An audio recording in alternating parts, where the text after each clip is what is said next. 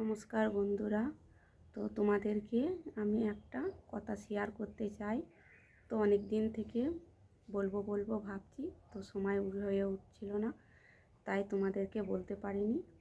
তো আমি তোমাদেরকে বলছি একটা কথা।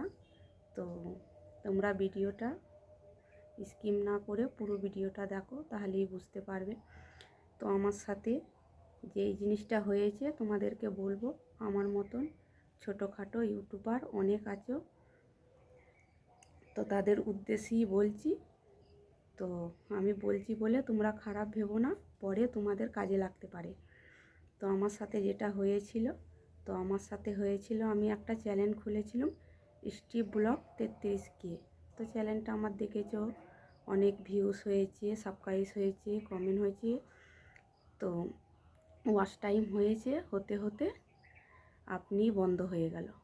তো কিসের জন্য বন্ধ হয়ে গেল আমি তো অবাক, তো বুঝতেই পারছিলাম না কিসের জন্য বন্ধ হলো। তো তোমাদের কাছে বন্ধুরা এটাই আমার অনুরোধ, আমার মতন যাতে ভুল ত্রুটি তোমাদের না হয়। তো ছোট্ট বোনের কথাটা শুনে তোমরা চলবে, তাহলে তোমাদের চ্যানেল ঠিকঠাক থাকবে। যারা যেহেতু আমার মতন ছোট ইউটিউবদেরকে বলছি আর কি, মন দিয়ে শোনো কি কথাটা বলছি। তো ভিডিও তোমরা করবে, তার কথা শুনে তোমরা ভিডিও করবে না। আগে ভালো করে দেখবে, শুনবে, তারপরে ভিডিও করবে, পরে তোমাদের কাজে লাগবে। তো আমি সেইভাবে ভিডিও করতাম না, লোকে যেটাই বলতো সেইভাবে ভিডিও করতাম। তো ভিডিও করে করে মানে পাগল হয়ে গেছিলাম, কখন ভিডিও ছাড়বো, কখন ট্রেনিং প্র্যাকটিস। তো এটার জন্যে ঘরে বকুনি খেতাম, খাওয়া দাওয়া ঠিক হতো না।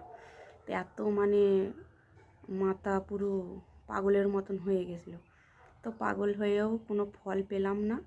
সব সময় বলতো কন্টিনিউর ভিডিও করো, তোমার কণ্ঠের ভিডিও করো, ভালো করে আপলোড করো। ঠিকঠাক করতে পারতাম না ভিডিও, ওই যে যখন তখন ভিডিও করতাম, তখনই ছেড়ে দিতাম, কিছু বুঝতে পারতাম না। তো ভিডিও এরকম চলতে চলতে 2 বছর ভিডিও করলাম। তো 2 বছর ভিডিও করতেই আমার কিছুই ফল পেলাম না। তো লং ভিডিও ছাড়তে আরম্ভ করলাম। লং ভিডিও ছাড়তে তো আমার বড় ভিডিওগুলো আমার আপনিই বন্ধ হয়ে গেল, আর কি লক হয়ে গেল। তো তোমাদেরকে বলছি যে এটাই আমার তোমাদের কাছে অনুরোধ, তোমরা ঠিকঠাক ভিডিও ছাড়ো, তাহলেই সফলতা পাবে।